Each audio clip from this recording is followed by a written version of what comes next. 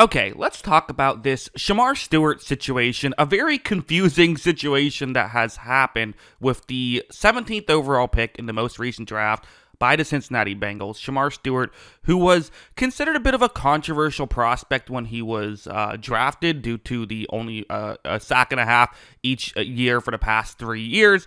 That being said, still has incredible athleticism, so the Bengals are sort of taking a quote-unquote chance on him. He's a player a lot of people really like, a player some people aren't as crazy about, but that's not really what we're here to discuss in today's video.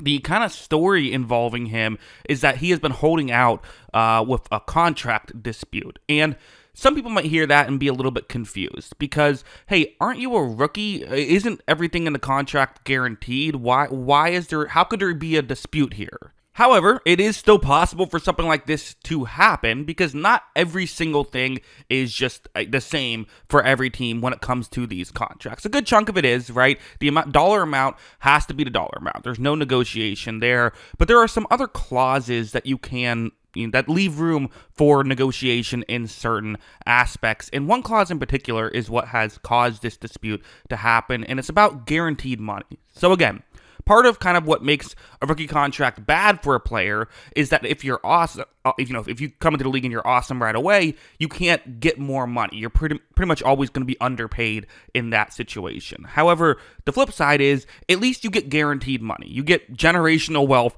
the second you sign a contract if you are a first-round pick. I believe it's around like $18 million guaranteed for Shemar Stewart the second he signs the deal. However, there are ways in every contract that a rookie signs that can cost you some of those, guarantees, right? For example, if you get suspended for a season, then you lose the money from that year. You don't get paid. Likewise, if you get fined or if you don't show up to training camp, those are fines that would mean you get less money than what you're guaranteed for. And most people say, yeah, that seems reasonable. Like, there's not really an issue with that part of it. But what the Cincinnati Bengals are trying to implement with Stewart's contract is that if he, and I don't know the exact wording of this because I haven't read the document, but there's something where if he gets suspended or if he has some part of his pay get docked for whatever reason, not only does that mean that he could lose the money from that particular instance, but that could void the rest of his guaranteed money. So, for example, and again, I don't know if this is exactly how it works, but from my understanding, this is at least a way it could work, is that if he plays 2 years, and let's just say he's awful, like he's not a great player, the Bengals want to cut him, but they can't because it's guaranteed money. However, if he then accidentally makes a late hit on a quarterback and gets himself suspended for a game, then the Bengals could, in theory, cut him and void all of his guaranteed money, right? Again, there might be certain language that doesn't allow that exact instance to happen, but you get the general idea, which is that if you get docked at a certain point, it means that you are no longer guaranteed to get the rest of your contract. Two things that are very much worth mentioning in this situation, the first of which is that this is not a Cincinnati Bengals thing that they have done in the past. This is the first year they're trying to implement this. I don't know if it's just with Stewart. My guess is it would be with every one of their rookies that are signing contracts, not just Stewart himself. But this is a new thing. Last year, the Bengals players didn't, Amarius Mims, who was selected at basically the same spot in the first round, he did not have this language in his contract. Another thing that is worth noting is that while a lot of people are quick to blame the Cincinnati Bengals, and I totally understand it, they are not the first team to do this. And in fact, there are other people who have signed contracts that have that clause in their contract. So this is not a new thing. It's just a new thing to the Cincinnati Bengals, and that creates the holdout. Stewart has essentially said, you know what?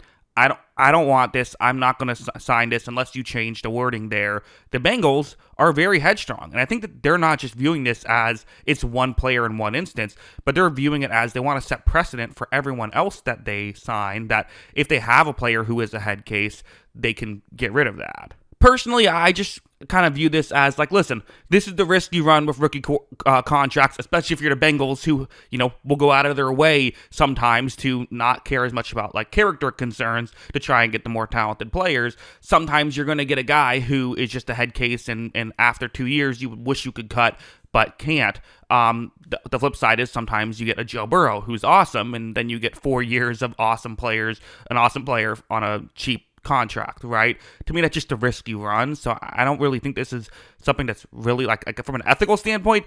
I just think it's fair to say, hey, give the rookies their guaranteed money. They're going to get less than what they deserve usually, so like just give them the guaranteed stuff. But ultimately, the NFL is a cutthroat business, and that's not how the Cincinnati Bengals see things, so that's not what they're doing. And the Bengals have been known for being a franchise that does things differently, right? That's just kind of how they are, which kind of then poses the question, kind of the last part of this video we have to talk about is, so what now? That's the situation. What's going to happen now? Well, I don't think, I'd be shocked if the Bengals say, you know what, we're going to change the wording. You're right. I just don't think that's going to happen. I think that they care enough about this moving forward that it's hard to imagine them blinking here.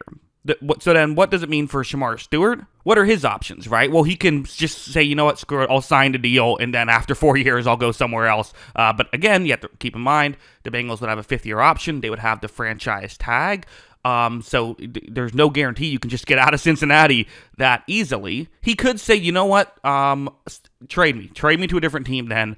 I want to go somewhere else. No guarantee that the Bengals honor that request, but at least you could make that request if you want. We've seen Trey Hendrickson, who's in a contract dispute, say he wants a trade, and he hasn't gotten a contract or a trade at this point. So there's that situation as well. And the other thing Stewart could do, and I don't think it's off the table at this point that something like this could happen, is he could just sit out. If you sit out for a whole year, that means that you re-enter the draft the next year, and the Bengals could lose their first round selection, essentially. And at least if you're threatening to do that, that could force the Bengals to say, you know what, fine, we'll get rid of the clause because we don't want to waste a first round pick, basically. That's kind of the probably Stewart's, that's an option, right? And that's certainly the leverage that Stewart has, is I don't have to play here. Now, I don't know if you're not eligible to go back to college if you enter the NFL draft, so it would be just sitting out a full year, although a bunch of college rules have changed, so I'm sure if he does sit out a year, he'd maybe request to go back to college for a year, but ultimately, regardless of where you stand, this is just a tough situation for Shemar Stewart and for the Cincinnati Bengals as a team, because one of the things that's, I have to say, I listened to some of Stewart's interviews, and I was very impressed with him. I thought that he did a great job at explaining his point.